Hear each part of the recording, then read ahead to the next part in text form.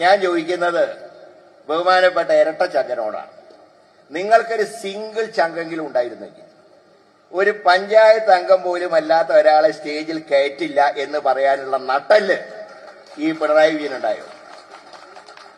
കാരണം നട്ടല് കാണിച്ചാൽ ഒറ്റ കുഴപ്പമേ ഉള്ളൂ, സ്വന്തം കുടുംബക്കാരകത്തേക്ക് പോകും. അതാണ് ഇവിടുത്തെ അവസ്ഥ.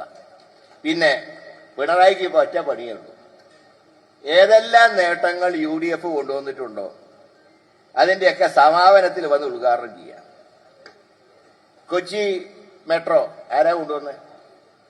റെയില് പണിത് ഉമ്മൻചാണ്ടി, ബോഗി വാങ്ങിയത് ഉമ്മൻചാണ്ടി, ആ പാളത്തിലൂടെ ട്രെയിൻ ഓടിച്ചതും പരീക്ഷണ ഓട്ടം നടത്തിയത് ഉമ്മൻചാണ്ടി, തലേന്ന് 2 കോട്ട് പെയിന്റ് അടിച്ച് ഉദ്ഘാടനം ചെയ്യാൻ വന്നത് പിണറായി വിജയൻ.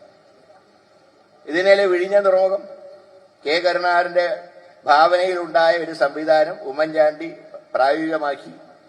തറക്കല്ലിട്ട് അന്ന് തന്നെ വർക്ക് തുടങ്ങി. വെറും തറക്കല്ല് മഴയും വെയിലും കൊണ്ടൊന്നും കിടന്നിട്ടില്ല, അന്ന് വർക്ക് തുടങ്ങി. ഞാൻ പറയുന്നത് 2016 ഇവിടെ ഭരണ തുടർച്ച ഉണ്ടായിരുന്നുവെങ്കിൽ ഇത് 2020 ഈ ഘട്ടം പൂർത്തിയായി കഴിഞ്ഞാലേ. ഇതൊന്നും ചെയ്യാനുള്ള ഒരു കഴിവുമില്ല.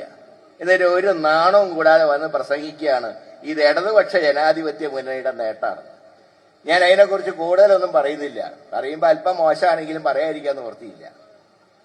മുമ്പ് ഒരാള് വിവാഹം കഴിച്ചു, കുറെ കാലമായിട്ടും കുട്ടികൾ ഉണ്ടാവുന്നില്ല. ഒരുപാട് ഡോക്ടർമാരെയൊക്കെ കാണിച്ചു. അവസാനം ഡോക്ടർമാര് വിധി എഴുതി നിങ്ങൾക്ക് ഇതിന്റെ ഒരു കപ്പാസിറ്റി ഇല്ല.